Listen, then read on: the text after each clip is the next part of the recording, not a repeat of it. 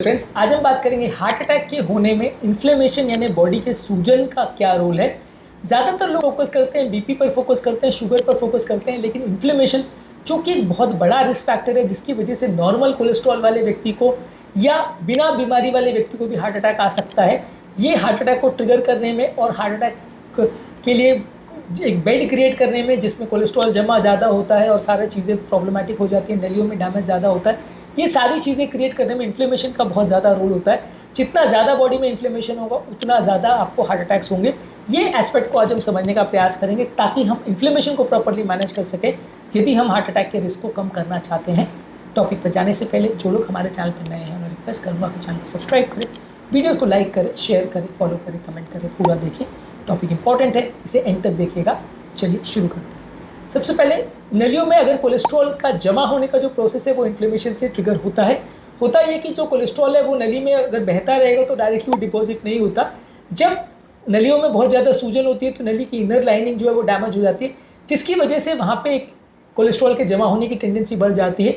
जब ये inner lining के सेल्स यानी एंडोथेलियल सेल्स वो ख़राब हो जाते हैं, डैमेज हो जाते हैं अलग अलग कारणों की वजह से, चाहे कोलेस्ट्रॉल की वजह से, बीपी की वजह से, स्मोकिंग की वजह से, डायबिटीज़ की वजह से वो डैमेज हो जाते हैं, तो एक क्रॉनिक इन्फ्लेमेशन क्रिएट होता है जिससे वो इनर लाइनिंग डैमेज होती है, वहाँ पे कोलेस्ट्रॉल जमा होता है और वहाँ पे इन्फ्लेमेटरी सेल्स जैसे मैक्रोफेजेस आ जाते हैं, वाइट ब्लड सेल्स आ जाते हैं जो कि ये कोलेस्ट्रॉल को खा जाते हैं और वहीं पे डिपॉजिट हो जाते हैं। तो ये कोलेस्ट्रॉल एक लेयर के जैसे वहाँ पे पड़ा रहता है, वैसा नहीं होता, ज़्यादातर ये मैक्रोफेजेस के अंदर रहता है। तो ये फैट सेल्स वहाँ पे जमा होने के लिए रिस्पॉन्सिबल इन्फ्लेमेशन होता है, बिना इन्फ्लेमेशन के यूजली नहीं होता। यही इंपॉर्टेंट कारण है जिसको समझना ज़रूरी है कि इन्फ्लेमेशन की वजह से हार्ट अटैक होते हैं। यही कारण है कि नॉर्मल कोलेस्ट्रॉल वाले व्यक्ति को भी हार्ट अटैक हो सकता है। यदि हार्ट अटैक के रिस्क को आप एक्चुअल में कम करना चाहते हैं तो इन्फ्लेमेशन पर कंट्रोल करना ज़्यादा ज़रूरी है। इन्फ्लेमेशन कैसे कंट्रोल करते हैं और क्या खाद्य पदार्थों से बढ़ता है, क्या चीज़ों से कम होता है, ये ऑलरेडी हमने काफ़ी वीडियोज़ में डिस्कस किया है। इसके अलावा प्लेक इंस्टेबिलिटी भी करवाते हैं, यानी कि नॉर्मली जो कोलेस्ट्रॉल का प्लाक होता है उसके ऊपर एक मेम्ब्रेन बन जाती है, एक झिल्ली बन जाती है जो कि कोलेस्ट्रॉल के प्लाक को ब्लड से सेपरेट करती है और इनको फटने नहीं देती है, कोलेस्ट्रॉल को इकट्ठा करके एक थैली में जमा करके रखता है। एक लेवल जब आता है और उसमें इन्फ्लेमेशन जब क्रिएट होता है तो ये झिल्ली कमज़ोर हो जाती है, फट जाती है, जिसकी वजह से वहाँ पे मेम्ब्रेन रप्चर हो जाती है और अंदर का जो कचरा है वो बाहर लीक कर जाता है। प्लाक के अंदर जो पार्टिकल्स है वो जब रिलीज़ होते हैं तो वहाँ से एंजाइम्स बनते हैं जिन्हें मैट्रिक्स मेटालोप्रोटीनेज बोलते हैं, जो कि फाइब्रस कैप को डिजेनरेट करते हैं और ये ब्लड स्ट्रीम से एक्सपोज हो जाता है जिससे कि क्लॉट बनता है। तो हार्ट अटैक करवाने के लिए ये प्लाक रप्चर ही सबसे इंपॉर्टेंट चीज़ है जिसकी वजह से हार्ट अटैक आता है। ये सबसे इंपॉर्टेंट फैक्टर है। जब ये अगर बढ़ेगा तो हार्ट अटैक होने का रिस्क बढ़ जाता है। तो प्लाक रप्चर ही इंपॉर्टेंट ट्रिगर फैक्टर है जिससे हार्ट अटैक होता है और ये प्लाक रप्चर होता है इन्फ्लेमेशन की वजह से।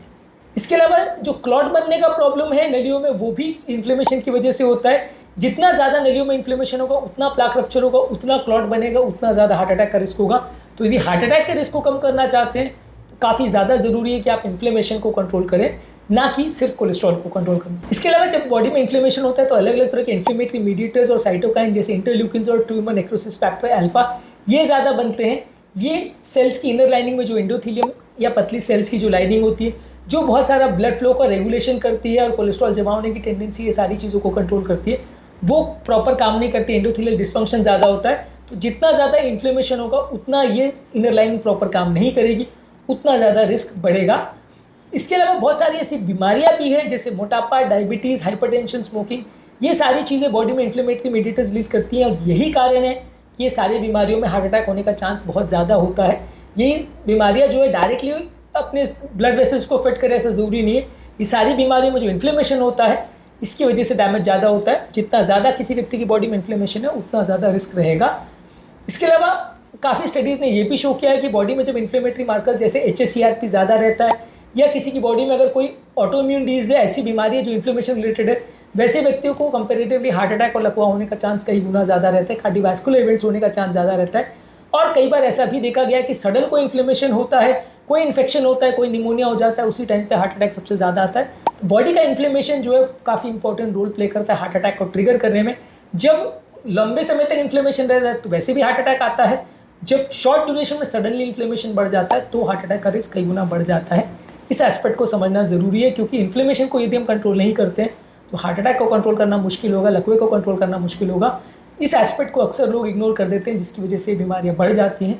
ज़्यादा प्रॉब्लम क्रिएट करती है, इसलिए आपको समझना ज़रूरी है और उसको प्रॉपरली मैनेज करना ज़रूरी है। नहीं तो आप सिर्फ कोलेस्ट्रॉल कंट्रोल करते बैठे रहेंगे और हार्ट अटैक पे हार्ट अटैक आता रहेगा। आज के टॉपिक में हमने बात करी हार्ट अटैक में इन्फ्लेमेशन के रोल पर। इसके अलावा अलग अलग वीडियोज़ में हमने इन्फ्लेमेशन को कंट्रोल करने के टिप्स पर और उसकी इंपॉर्टेंस पर और उसके अलग अलग एस्पेक्ट्स पर हमने बात करी है। पूरा इन्फ्लेमेशन का चैनल है हमारा, उसको देख लीजिएगा। उम्मीद करूँगा कि आज के टॉपिक में कुछ नई बातें जानने को मिली होगी। जो लोग हमारे चैनल पर नए हैं, मैं रिक्वेस्ट करूँगा अभी चैनल को सब्सक्राइब करें, वीडियोज़ को लाइक करें, शेयर करें, फॉलो करें, कमेंट करें पूरा।